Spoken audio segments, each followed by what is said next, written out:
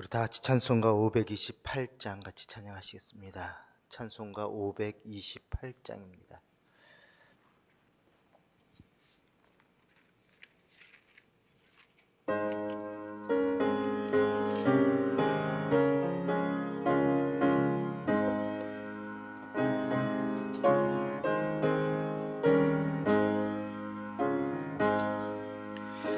예수가 우리를 부르는 소리 금성구 들어와 문 앞에 나와서 사면을 보면 우리를 기다리네. 오라 오라 방황치 말고 오라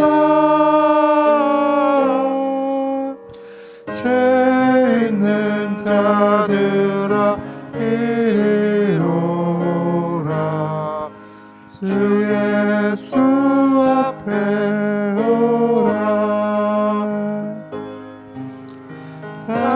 간절히 오라고 부르실 때에 우리는 지체하랴. 주님의 은혜를 외하니 받고 못 들은 채 하려나. 오라 오라 방황치 말고 오라 죄 있는 자들아 이리로 오라 주 예수 앞에 오라.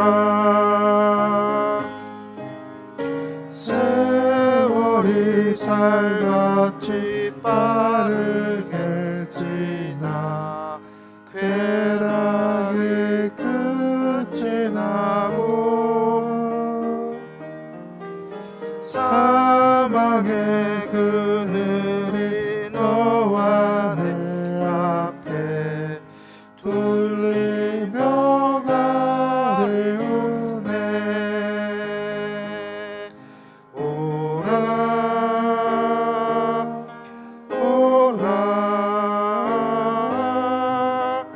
방황치 말고 오라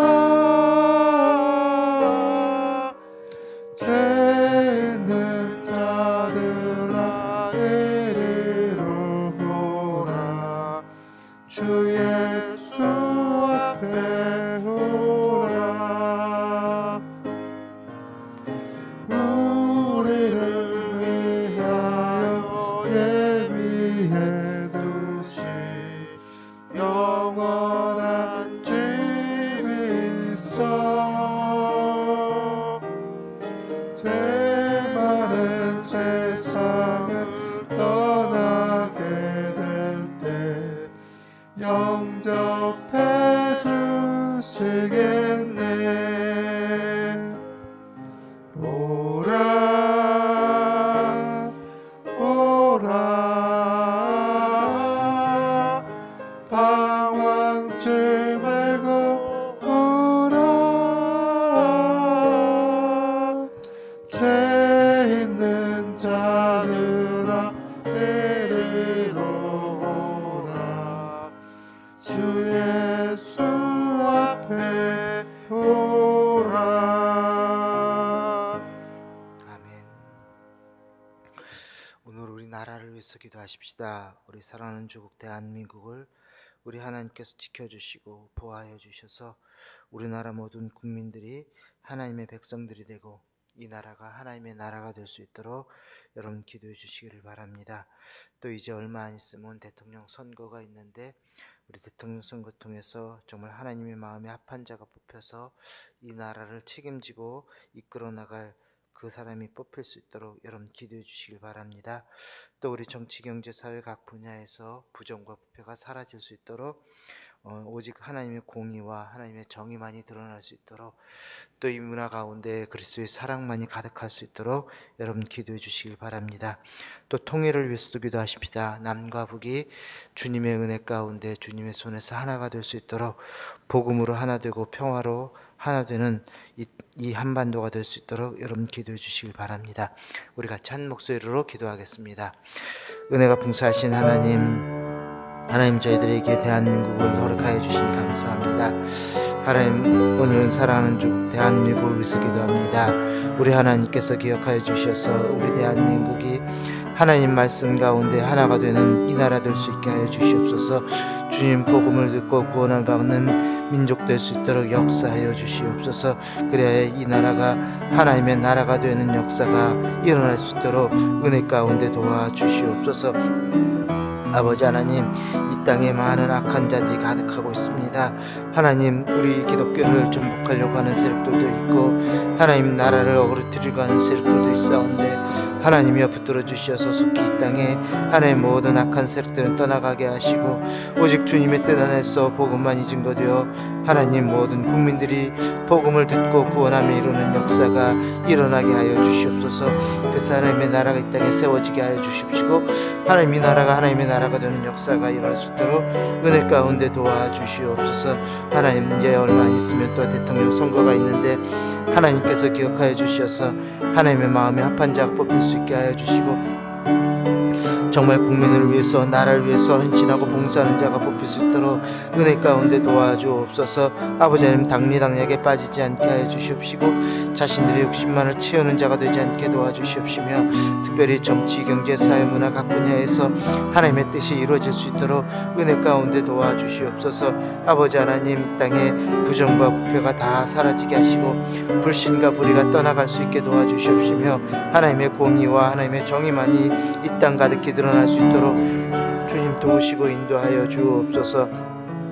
주님, 간절히 빌고 원하옵는 것은 아버지 하나님, 주님 손 안에서 남과 북이 하나가 되기를 원합니다.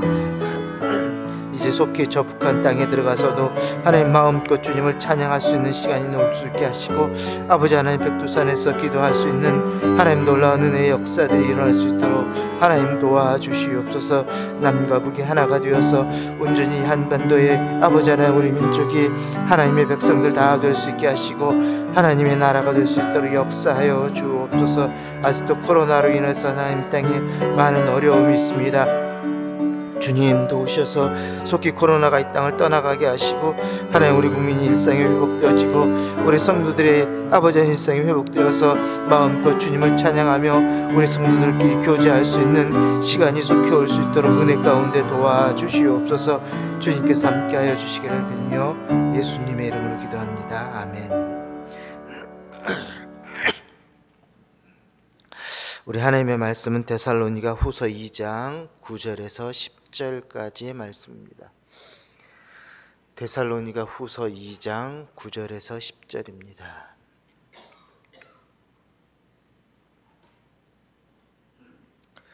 우리 말씀을 한 목소리로 같이 봉독하십시다. 악한 자의 나타남은 사탄의 활동을 따라 모든 능력과 표적과 거짓 기적과 불의의 모든 속임으로 멸망하는 자들에게 있으리니 이는 그들이 진리의 사랑을 받지 아니하여 구원함을 받지 못함이라. 아멘. 지난 시간에 우리는 마지막 때에 등장하는 불법의 사람이 사탄의 앞잡이이고 그가 하는 모든 활동은 거짓 아비인 사탄으로부터 온다는 사실을 우리는 배웠습니다. 물론 큰 표적과 기사를 보이기도 하지만은 모두 눈속임뿐이요 가짜라는 것이죠. 그래서 사탄의 능력은 가짜를 진짜처럼 보이게 하는 그것이 바로 사탄의 능력입니다.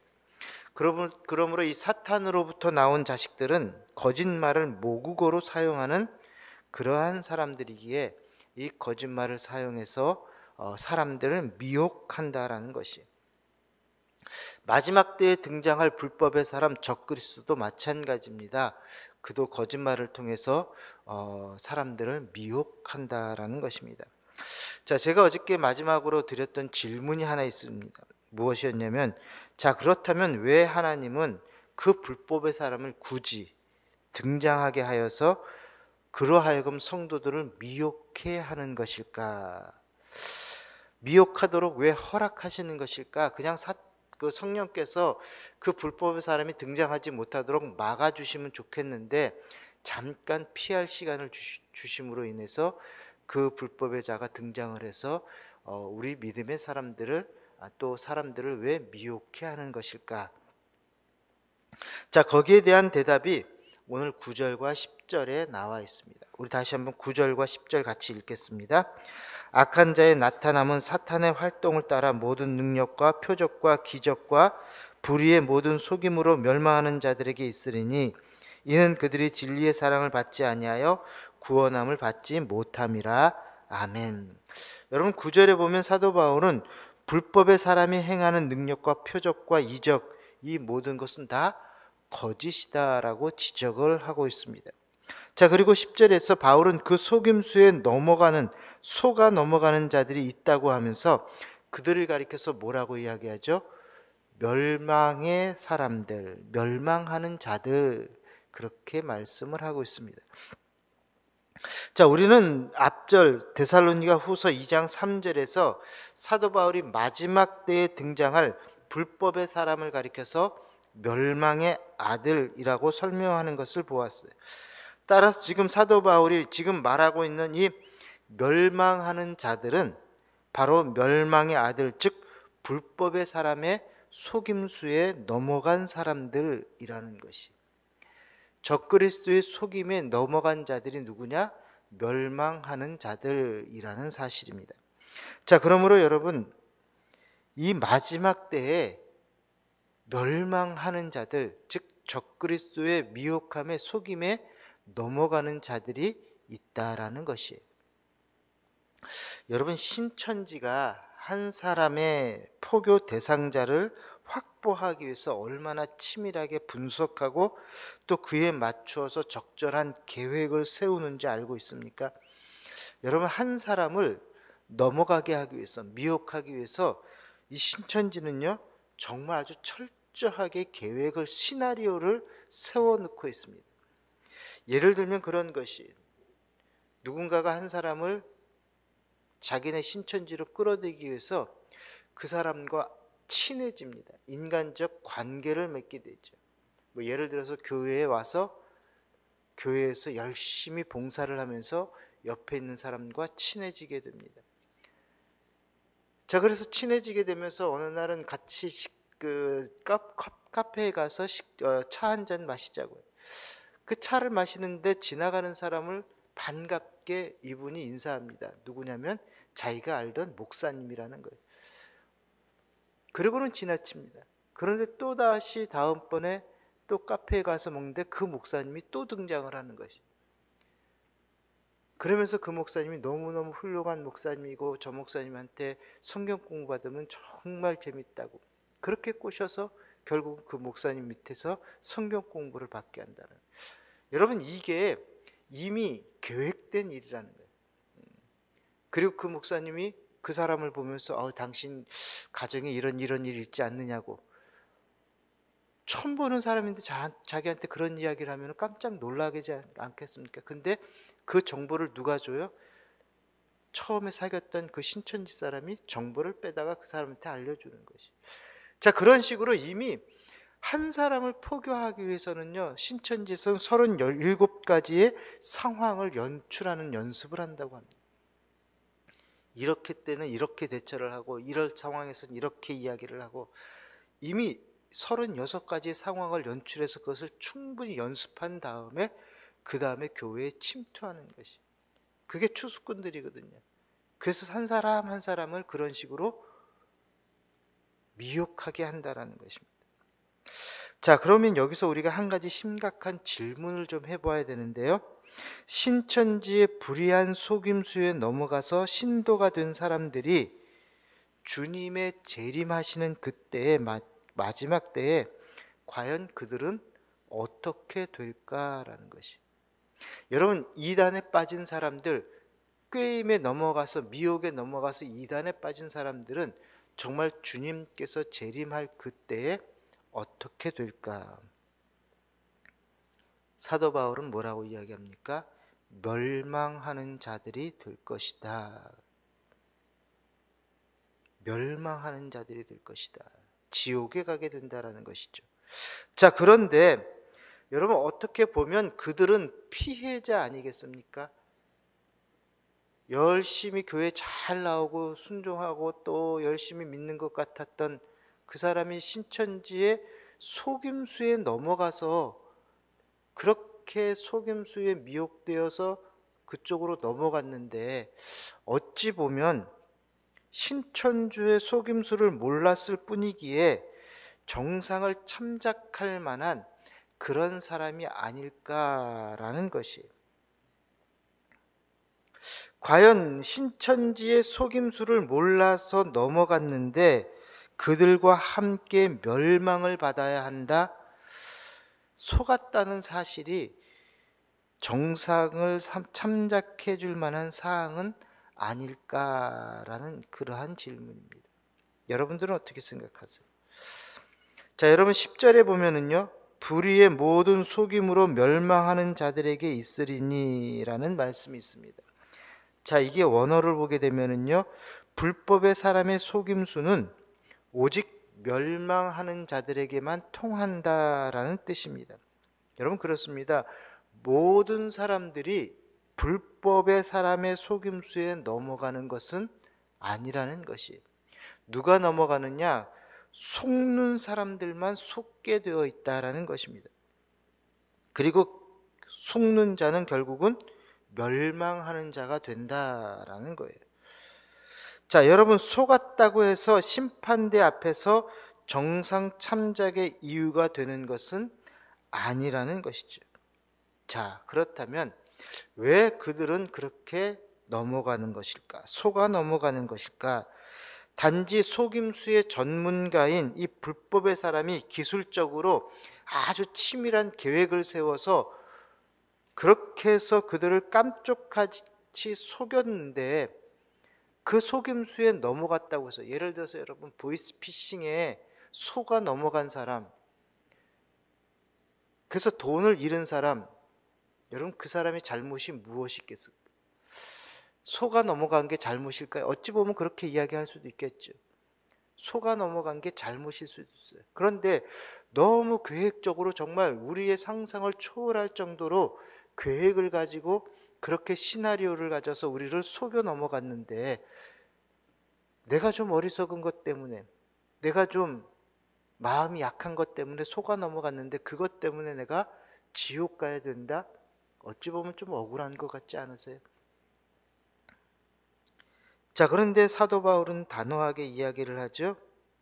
불법의 사람의 기술적인 문제로 깜짝같이 속아 넘어갔다 할지라도 그들은 멸망하는 자들이 될 것이다. 자, 그런데 그 사람들이 그렇게 그러면 넘어갈 수밖에 없는 이유는 무엇일까? 속아 넘어가는 사람들, 여러분, 멸망하는 자들이 미혹받는 이유는 무엇일까? 다시 한번 여러분 10절 말씀을 보십시오. 불의의 모든 속임으로 멸망하는 자들에게 있으리니 이는 그들이 진리의 사랑을 받지 아니하여 구원함을 받지 못함이라. 아멘. 여러분, 멸망하는 자들이 왜 불의한 속임수에 미혹되는가? 사도 바울은 뭐라고 말씀합니까? 진리의 사랑을 받지 않았기 때문이다 라고 이야기를 합니다.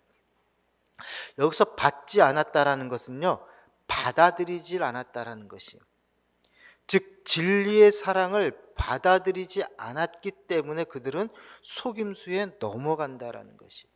여러분, 진리의 사랑은 그럼 무엇일까? 여러분, 진리가 무엇이죠? 우리 주님께서 요한복음에 이렇게 말씀하셨죠. 내가 곧 길이요 진리요 생명이니. 진리의 사랑을 받아들이지 않았다라는 것은 바로 예수님을 영접하지 않았다라는 것이. 요한복음 5장 43절에 우리 주님께서 이렇게 말씀하셨습니다. 나는 내 아버지의 이름으로 왔음에 너희가 영접하지 아니하나 만일 다른 사람이 자기 이름으로 오면 영접하리라. 여러분, 마지막 때에 주님을 영접하지 않은 자들, 다시 이야기하면 주님을 믿지 않은 자들이 속아 넘어가게 된다라는 것이에요. 하나님 아버지의 이름으로 온 예수님을 영접하여 믿는 사람이 바로 참 진리이신 예수님을 사랑으로 받아들이는 사람들입니다. 그들은요, 결코 멸망하거나 영생을 얻지 못하는 것이 아니라는 것이. 여러분, 그들은 멸망하지 않습니다. 왜? 하나님의 독생자를 영접했기 때문입니다. 그러나 그 진리의 사랑을 받아들이지 않는 자들, 결국 사탄의 거짓을 받아들이게 되어서 마지막 때에는 구원함에 이르지 못하는 멸망하는 자들이 된다라는 것이에요. 자, 바로 여기에서 제가 던졌던 그 질문의 해답을 찾아볼 수가 있습니다. 왜 하나님은 불법의 사람의 등장을 허락하시는 것일까? 왜 불법의 사람이 성도들을 마음껏 미혹하도록 그냥 내버려 두는 것일까? 여러분, 그것은 바로 구원받을 자와 멸망하는 자들을 구분하기 위해서라는 것이. 마지막 때에 우리 주님께서 그렇게 하셨죠. 양과 염소를 내가 가르게 될 것이다. 그래서 한쪽은 양으로 또 한쪽은 염소로, 그래서 염소로 모여있는 자들에게는 너희는 나를 믿지 않았기 때문에 불붙는 지옥에 가게 될 것이고, 양쪽으로 있는 사람들에게는 너희는 나를 평소에 믿었기 때문에 나와 함께 천국잔치에 이르자. 여러분, 마지막 때에 이 불법의 사람에 의해서 속임수로 넘어간 자들, 멸망하는 자들과 또 구원받은 자들을 나누시기 위해서 주님께서 잠깐 멸망의 자를 풀어놓으신다라는 것이에요. 여러분, 그러므로 불법의 사람의 미혹에 넘어가는 사람은요, 본래부터 처음부터 멸망하는 자들이었다라는 것이죠. 그들이 아무리 오랫동안 교회에 몸담고 있다 할지라도 참 진리이신 예수님을 사랑으로 받아들이지 않은 자라고 한다면, 여러분, 교회에다 나온다고 해서 구원받은 자들이 아니에요. 내가 예수 그리스도를 구주로 영접하는 자가 구원받은 자이지 교회에 열심히 나온다고 해서 구원받은 자가 아니에요. 제가 지난번에도 설명을 드렸지만 여러분, 적그리스도가 교회 속에서도 나올 수 있다라는 거지. 교회 안에서 돈 갖고 경제적인 문제로 사람을 미혹하는 자가 등장할 수 있다라는 것이, 그게 성경의 말씀입니다. 여러분, 우리가 교회를 열심히 다닌다고 해서 구원받았다? 아니에요. 내가 예수 그리스도를 영접했을 때, 진리 되신 예수님을 사랑으로 영접했을 때에 그가 구원받은 자가 된다라는 것이. 주님께서 마지막 때에 불법의 사람을 잠깐 놓게 해주시는 것은 바로 그 안에서 구원받은 자와 그렇지 못한 자를 구분시키기 위함이라는 사실입니다. 자, 그렇다면 불법의 사람이 등장하기 전에 죽음을 맞이하게 된 사람, 어찌 보면 참 다행이겠죠? 그 구분점이 없어져 버렸으니까. 자, 불법의 사람의 속임수에 노출되지 않아 마지막 때에는 모두 다 구원받을 수 있지 않을까? 그런데 그것도 아니라는 것이. 여러분, 그들도 역시 마찬가지입니다. 만일 죽음의 잠에 들기 전에 진리의 사랑을 받아들였다는 구원의 확실한 증거를 가지지 못했다고 한다면 그 또한 마지막 때에 부활했을 때 그는 심판의 부활로 나온다라는 것이. 따라서 우리는 속임수의 전문가인 불법의 사람의 등장을 두려워할 것이 아니라 진리의 사랑을 확실하게 내가 받아들였는지 못했는지를 그것을 우리는 두려워해야 한다라는 것이죠. 여러분, 순진해서 속아 넘어가는 것이 아닙니다. 참 진리이신 예수 그리스도를 확실하게 믿고 붙잡지 않았기 때문에 미혹되는 거라는 사실. 마지막 때에 주님 앞에 가서 아무개 때문에 내가 시험 들어서 그대로 신앙생활을 하지 못했습니다. 아무개가 나를 속여서 이단에 빠졌어요. 여러분, 그렇게 하소연한다고 해서 구원받게 되는 것이 아니라는 것입니다. 내가 참 진리를 붙들고 살았느냐 그렇지 않느냐, 내가 예수님을 영접했느냐 아니냐, 그거에 따라서 우리는 구원받았느냐 아니냐가 결정된다라는 것이. 그러므로 구원받은 자들과 멸망하는 자들은 주님께서 재림하실 때에 양과 염소를 구분하듯이 분명하게 나눠지게 될 것입니다. 자, 그러나 사실은 그것은 그때 가서 결정되는 것은 아니에요. 지금 현재 우리의 삶을 통해서 이미 결정되었다라는 것이죠. 주님 오시는 날 결정이 되는 게 아니라 지금 결정되었다는 것이. 그렇기 때문에 우리가 상황을 탓하거나 다른 사람을 핑계대지 말고 지금 우리에게 주어진 삶의 기회를 잘 선용하셔야 합니다. 여러분, 사도 바울은 고린도 교회에 보낸 편지에서 이렇게 말씀하셨습니다. 지금은 은혜 받을 때요, 은혜 받을 만한 때요, 지금은 구원의 날이라 했습니다. 예수 그리스도를 믿음으로 지금 은혜 받고 지금 구원받지 않으면 마지막 때도 구원받지 못한다라는 것이. 오늘이 우리에게 주어지는 구원의 마지막 기회일 수도 있다라는 것이. 그래서 빨리 여러분 전도하라는 것이. 여러분 가족들이 언제 주님 오실지 모르는데 그때 가서 믿으면 되겠지. 천만에. 지금 내가 믿지 않으면, 지금 영접하지 않으면, 지금 내가 주님을 구세주로 고백하지 않으면 그때 가서도 여러분 우리는 미혹에 빠져서 고백할 수 없게 되어서 결국은 어떻게 돼요? 멸망하는 자들이 된다라는 것이. 그래서 여러분 가족 가운데서 아직도 믿지 않는 자들이 있다면, 또 여러분 친구 가운데서, 여러분 주변에 있는 사람들 가운데 아직 믿지 않는 자들이 있으면 빨리 주님을 영접할 수 있도록 그리하셔야 한다. 그래야지만이 주님 오실 때에 우리는 양과 염소로 구분할 때에 양쪽에 서서 주님의 재림을 기뻐하며 주님과 함께 천국 잔치에 들어갈 수 있게 된다라는 것이죠. 그러므로 여러분, 지금 우리가 하나님을, 예수 그리스도를 영접한 사람들은 결코 종말이 두려운 게 아니에요. 이미 구원받았기 때문에. 여러분, 우리들은요, 사단이 와서 미혹을 해도 넘어갈 수가 없어요. 이미 하나님이 우리를 붙잡고 있기 때문에. 구원받은 백성으로 그렇게 만들어 주셨기 때문에. 그런데 그 구원받음에 대한 믿음이 없으면 흔들리게 된다라는 거예요.